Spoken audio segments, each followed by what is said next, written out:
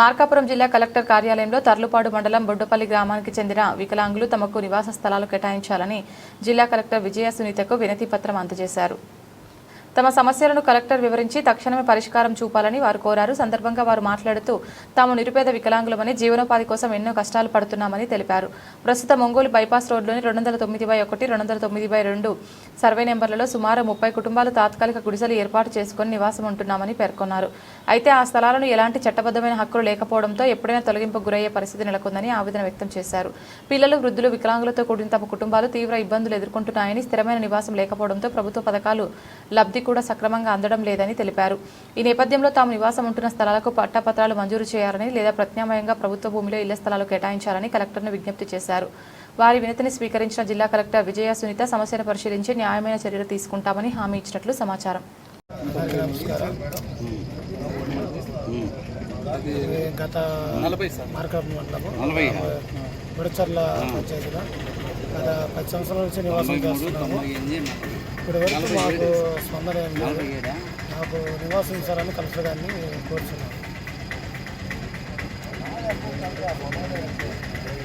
MRO గారికి కూడా అర్జీ ఇచ్చారు.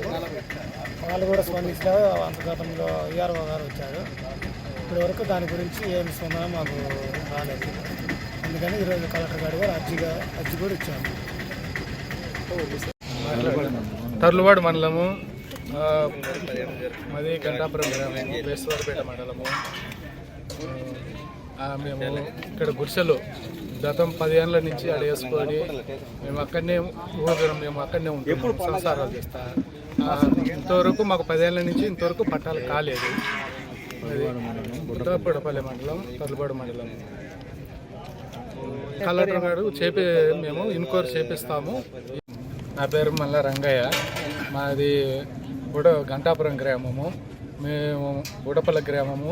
అక్కడ మేము ఇండ్లు వేసుకొని 10 సంవత్సరాల నుంచి అక్కడనే ఉంటున్నాము. అక్కడ ఉంటే మేము గతంలో 10 సార్లు ఇచ్చినాం. ఎంఆర్ఓ వాళ్ళకి ఇచ్చినాము, అందరికీ ఈఆర్ఓ వాళ్ళకి ఇచ్చినాము. ఎవరు కలెక్టర్ కొత్త ఇచ్చినాము. ఇప్పుడు గతంలో మళ్ళీ ఇప్పుడు మేడం కాడికి వస్తే ఇక్కడ జరిగిన గతంలో మేడం నేను ఇంక్వైరీ చేసి మీరు అక్కడే ఉంటారా ఎక్కడన్నా అడుగుతుంది మేడం. అయితే మాకు అక్కడనే కావాలని మేము అడిగాము. అది మేడం అది స్పందించి తహసీల్దార్ పంపించింది. ఎన్క్వైరీ చేయమని